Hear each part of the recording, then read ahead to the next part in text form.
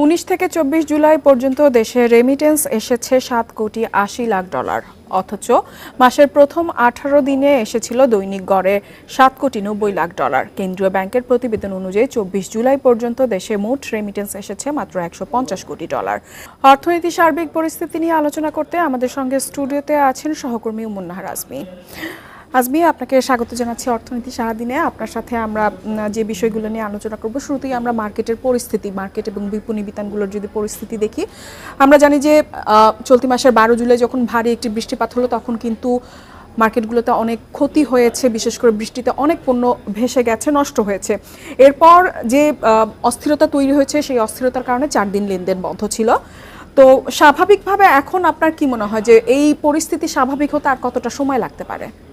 আসলে তাদের আসলে মরার উপর খাড়ার ঘর মতো অবস্থা আর কি, যেটি হচ্ছে আপনি জানেন যে ভারী বৃষ্টিপাত হলে যেমন চট্টগ্রামের খাতুনগঞ্জেও আমরা একটা প্রভাব দেখি, ঠিক তেমনি ঢাকাতেও আমরা দেখেছি বিভিন্ন বিপণী বিতান, বিশেষ করে নিউ মার্কেট এলাকায় কিন্তু বেশ ভারী বর্ষণে ডুবে গিয়েছিল। তাদের যেসব পণ্য ছিল বিক্রির জন্য, তারা যেসব পণ্য তাদের গুদামে রেখেছিলেন সেসব পণ্যও কিন্তু ক্ষতিগ্রস্ত হয়েছে ব্যবসায়ীরা।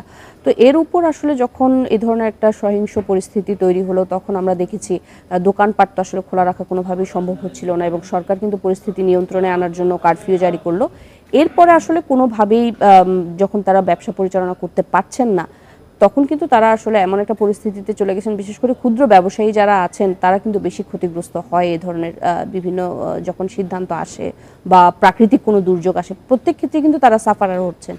তো এটা এবারও আসলে তার ব্যতিক্রম হয়নি, তবে একটি আশার কথা আমরা আপনাদের আমাদের প্রতিবেদন আমরা যেমনটি দেখিয়েছি যে এখন ধীরে ধীরে স্বাভাবিক হচ্ছে, লোকজনের আনাগোনা কিছুটা বেড়েছে, তবে যতটুকু দেখা যাচ্ছে যে মানুষের মধ্যে এখনও একটু আতঙ্ক বিরাজ করছে।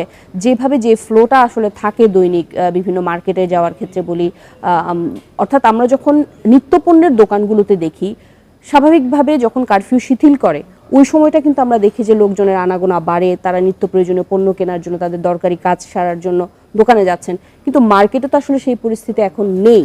আজমি, এক্ষেত্রে আমি আপনার কাছে একটু জানতে চাইবো, আমরা জানি যে কোভিডের সময়টা যদি আমরা বিবেচনা করি সে সময়ও কিন্তু আমরা দেখেছিলাম মার্কেট দোকানপাট বন্ধ ছিল, কিন্তু তখন কিন্তু অনলাইন কার্যক্রম চালু থাকার কারণে অনলাইনে লেনদেন বেড়েছে, অনলাইনে আমাদের কেনাকাটা বেড়েছে এবং সেই সময়টা কিন্তু অনেক ক্ষুদ্র উদ্যোক্তা যারা শুধুমাত্র অনলাইনে একটি পেজ নির্ভর করে তারা তাদের বিক্রি বাড়িয়েছে এবং অনেকেই এটার উপরেই কিন্তু জীবন নির্বাহ করেছে।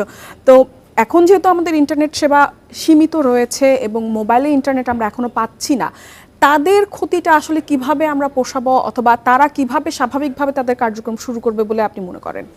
আসলে হ্যাঁ, এটি কিন্তু ঠিক যে কোভিডের সময় আমরা দেখেছি অনলাইন কার্যক্রম অনেক বেড়েছে এবং নতুন নতুন উদ্যোক্তাও কিন্তু তৈরি হয়েছে সে সময় অনলাইন নির্ভর যেসব কার্যক্রম ছিল, অর্থাৎ পণ্য বেচা কেনার ক্ষেত্রে অনলাইন নির্ভরতা অনেক বেশি ছিল। কিন্তু এবার আসলে তার ঠিক উল্টো, এবার অনলাইন কেনা বেচা তো একেবারেই বন্ধ ছিল, যেটি আসলে এখনো পুরোপুরি চালু হয়নি। যেহেতু মোবাইলে আমরা দেখতে পাচ্ছি ব্রডব্যান্ড ইন্টারনেট চালু হলেও আসলে মোবাইল ইন্টারনেট এখনো চালু হয়নি। সেটি পণ্য বেচা কেনার ক্ষেত্রেও দেখি, নিত্য পণ্য বেচা কেনার ক্ষেত্রেও আমরা যেমনটি দেখছি, সেটি কোনো অন্য ধরনের কোনো প্রোডাক্ট হতে পারে, সেটা বিলাসী আইটেমও হতে পারে, কোনো ধরনের পণ্য বেচা কেনা আসলে কিন্তু এর মধ্যে হয়নি যেহেতু ইন্টারনেট বন্ধ আছে। তবে কিছুটা সীমিত পরিসরে দেওয়ায় এই পরিস্থিতি কিছুটা কাটিয়ে ওঠার চেষ্টা করছেন উদ্যোক্তারা। আমরা যতটুকু জানি আগামীকাল আমাদের আইসিটি প্রতিমন্ত্রী কিন্তু এই বিষয়ে একটি সাংবাদিকদের ডেকেছেন, কালকে এটি নিয়ে একটা ব্রিফ হবে, হয়তো সেখানে আমরা কোনো দিক নির্দেশনা পেতে পারি যে মোবাইল ইন্টারনেট আসলে কবে নাগাদ চালু হবে। আমরা তো কেনাকাটার বিষয়টা দেখলাম, সেই সাথে আমরা রেমিটেন্স নিয়েও কিছুটাই দেখেছি। আপনার কি মনে হয় রেমিটেন্সের যে একটা ঊর্ধ্বগতি আমাদের মধ্যে আবার আসছিল সেটার মধ্যে কিছুটা হলেও কিন্তু ইন্টারনেট সেবা বন্ধ থাকাই মূলত কিন্তু এই কার্যক্রমটা হয়েছে? তো সেক্ষেত্রে আপনার কি মনে হয় এটা স্বাভাবিক হতে আরও কতটা সময় লাগবে? এবং আমরা আরেকটি বিষয় জানি যেটা মধ্যপ্রাচ্যে কিন্তু সম্প্রতি আমাদের ভিসা বন্ধ হয়ে গেছে, আমরা মধ্যপ্রাচ্যের আরব আমিরাতে। তো সেক্ষেত্রে এই সংকটের মধ্যে এটা নতুন করে আর কোনো জটিলতা তৈরি করবে বলে কি আপনি মনে করেন? আসলে সংকট তো তৈরি হয়েছেই, আমরা আসলে এখন সংকটের কথা না বলে আসলে কিভাবে আসলে এই জটিল পরিস্থিতি থেকে উত্তরণ হতে পারে সেটা নিয়ে আমরা একটু আসলে চিন্তা ভাবনা করছি। বিশেষ করে কেন্দ্রীয় ব্যাংকের সাথে আমার কথা হয়েছে, তারা যেটা বলছেন যে যেহেতু একটা প্রণোদনার বিষয় আছে আমাদের ব্যাংকিং চ্যানেলে রেমিটেন্স পাঠানোর ক্ষেত্রে, এইটার মাধ্যমে কিভাবে আরও সচেতনতা তৈরি করে প্রবাসীদেরকে বলা যায় যে ব্যাংকিং চ্যানেলে আসলে রেমিটেন্স পাঠালে তারা কিভাবে উপকৃত হবেন, সেই দিকে আসলে কেন্দ্রীয় ব্যাংক এখন কিছু চিন্তা ভাবনা করছে, আরও নতুন নতুন কোনো পরিকল্পনা করা যায় কিনা। তবে এটা ঠিক, যেহেতু আমিরাতের ভিসা নিয়ে একটি জটিলতা হয়েছে, সেক্ষেত্রে কিছুটা প্রভাব পড়ার তো একটা আশঙ্কা করা হচ্ছে। কারণ আপনি জানেন যে লাস্ট যেই প্রান্তিক গেল, সেই প্রান্তিকে কিন্তু আরব আমিরাতের রেমিটেন্সই সবচেয়ে বেশি এসেছে, যেটি দীর্ঘদিন সৌদি আরব ছিল, যুক্তরাষ্ট্র ছিল, তাদেরকে পেছনে ফেলে কিন্তু আরব আমিরাত এগিয়ে এসেছিল।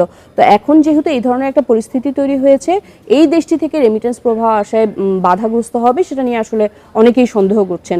তবে আগামীতে যদি যেহেতু বারবার আসলে একই কথা চলে আসছে ইন্টারনেট সংযোগের বিষয়টি, ইন্টারনেট সংযোগ পুরোপুরি চালু হলে হয়তো বা রেমিটেন্সের ক্ষেত্রে আমরা এ ধরনের জটিলতা মুক্ত একটা পরিস্থিতি দেখতে পাবো। উমুন নাহার আজমি আমাদের সঙ্গে যোগ দেওয়ার জন্য আপনাকে অসংখ্য ধন্যবাদ।